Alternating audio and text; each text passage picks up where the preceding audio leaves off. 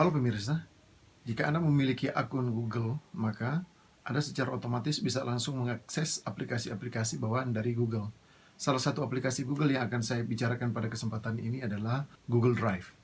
Google Drive merupakan salah satu aplikasi dari Google yang dapat digunakan untuk menyimpan data-data Anda. Jika Anda sudah memiliki akun Google, maka Anda dapat mengakses aplikasi ini secara gratis dan Anda langsung diberikan kapasitas penyimpanan data sebesar 15 GB secara gratis. Memang kalau dilihat 15 GB merupakan kapasitas yang tidak begitu besar, tetapi kalau untuk keperluan untuk penyimpanan dokumen-dokumen saja, maka kapasitas ini cukup besar. Namun tentu saja kalau Anda mau menggunakan 15 GB ini untuk menyimpan musik atau video, apalagi yang beresolusi tinggi, tentu saja kapasitas ini tidak cukup. Jika karena aktivitas pekerjaan Anda membutuhkan data yang lebih besar, Google Drive menyediakan paket berbayar dalam 3 pilihan, yaitu 100 GB, 200 GB, dan 2 TB.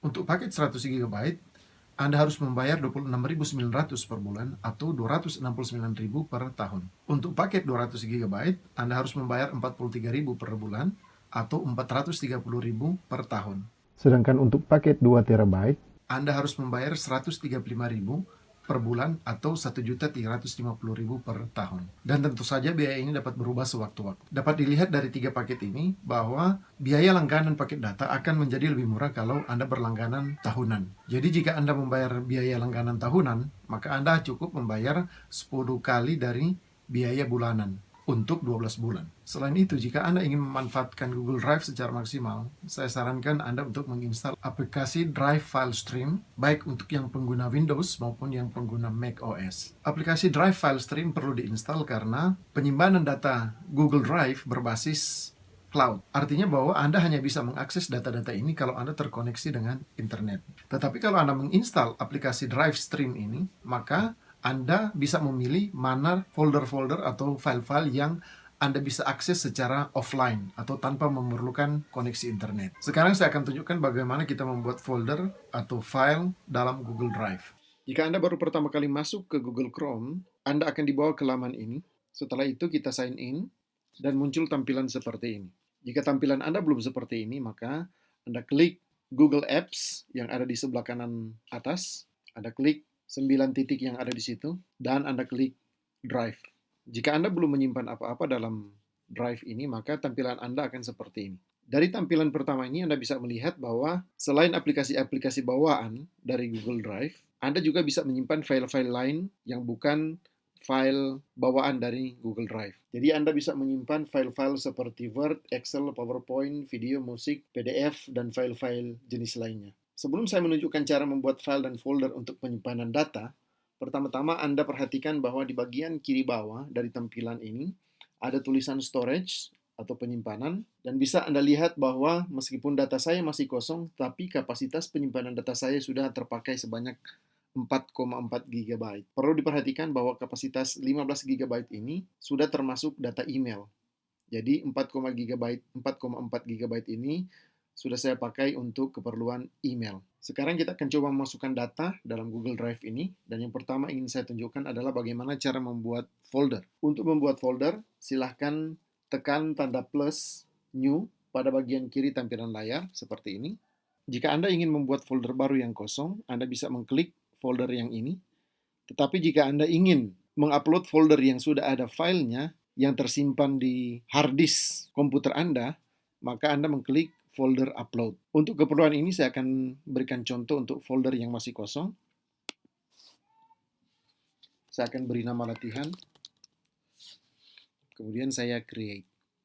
Kita bisa melihat bahwa sudah ada satu folder latihan yang tersimpan dalam Google Drive.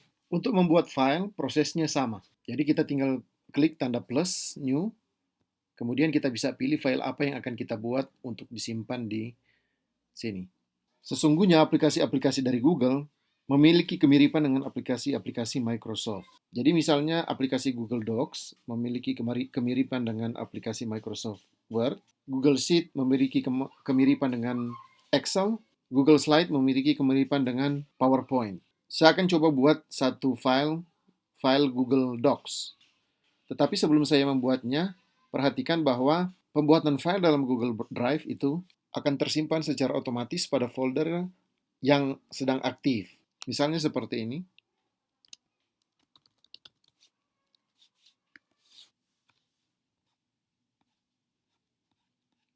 Dan kalau saya kembali ke My Drive, di Google Drive, kita bisa melihat bahwa sudah ada satu dokumen di sini. File-file yang kita buat menggunakan aplikasi bawaan dari Google tidak perlu disimpan karena akan tersimpan secara otomatis. Jadi sama seperti ini, dokumen ini tidak perlu saya simpan, jadi ketika saya keluar saja, dokumennya langsung tersimpan secara otomatis. Kalau kita buka lagi, maka kita bisa melihat bahwa dokumennya itu seperti yang terakhir kita meninggalkannya. Jika kita merasa bahwa file yang kita buat itu tidak seharusnya berada di situ, tetapi harus berada di folder yang lain, maka kita bisa memindahkannya ke folder yang kita tuju. Caranya adalah kita klik kanan, kemudian kita move to, kita pilih folder yang akan kita tuju, misalnya folder latihan, kita move, maka dokumen yang tadi akan berpindah ke folder latihan. Kita bisa memanfaatkan tombol yang ada di atas ini untuk berpindah dari satu folder ke folder yang lain. Jadi kalau saya mau kembali ke tampilan utama dari My Drive, saya klik My Drive dan kita bisa melihat bahwa saya berada di folder utama. Jadi agar lebih efektif, ketika kita akan membuat file dan akan ditempatkan pada folder tertentu, maka kita masuk ke folder tersebut terlebih dahulu. Misalnya pada folder latihan ini, saya masuk terlebih dahulu, kemudian saya buat file yang diinginkan. Misalnya file Google Sheets. Saya klik, saya beri nama.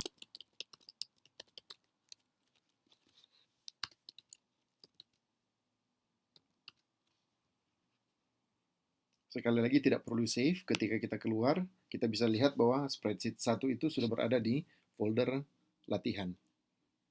Jadi kita buka lagi, filenya masih sama seperti yang terakhir kita tinggalkan.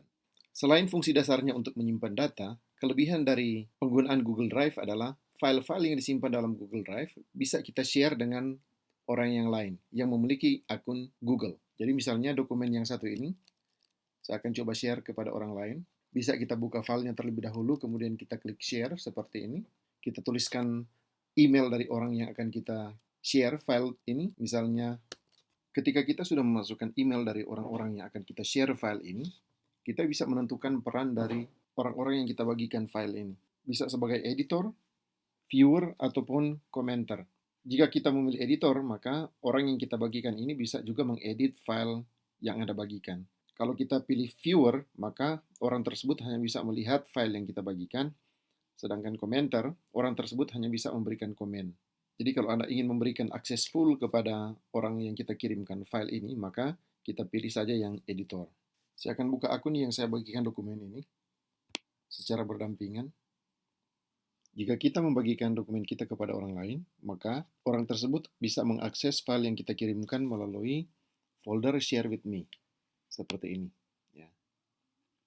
Share with Me. Dokumen yang saya kirimkan tadi adalah dokumen 1.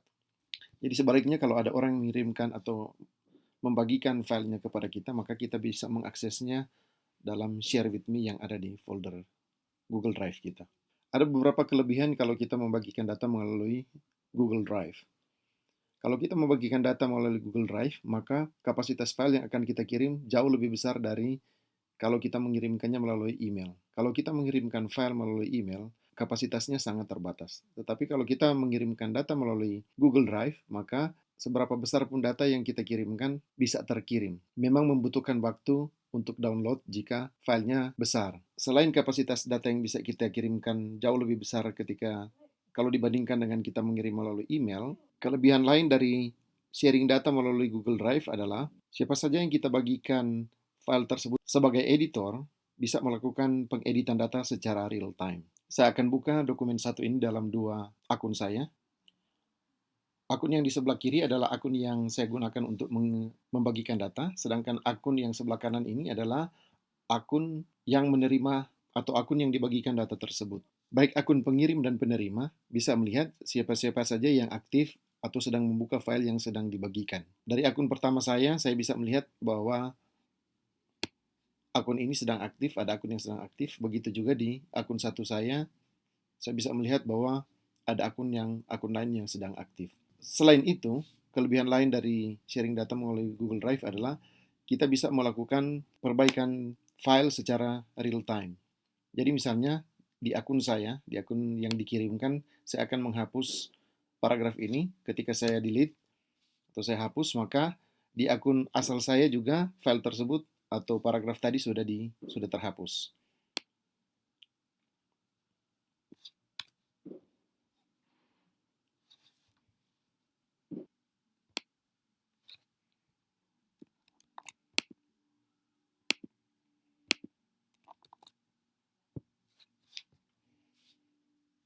Penggunaan Google Doc ini akan sangat bermanfaat jika kita melakukan sesuatu secara tim. Jadi misalnya ada beberapa anggota tim dan masing-masing anggota diberikan tanggung jawab untuk melakukan misalnya satu bagian dari dokumen, maka semua bisa bekerja secara bersama-sama. Dan hal ini juga mengurangi pengiriman data melalui email atau melalui flash drive yang kadang-kadang menjadi sumber penyebaran virus. Dengan membuat dokumen di Google Docs, maka semua yang mendapat akses untuk dokumen ini bisa melihat data terbaru dari file yang sedang dikerjakan. Karena fungsi dari Google Docs ini mirip dengan Microsoft Word, jadi kita juga bisa transfer dokumen ini ke PDF. Jika yang ingin kita bagikan bukan hanya file tetapi juga folder, maka yang bisa kita lakukan adalah klik kanan pada folder, misalnya folder latihan ini akan kita bagikan, kita klik kanan, kemudian kita share, kita pilih siapa-siapa saja yang akan kita kirimkan folder ini.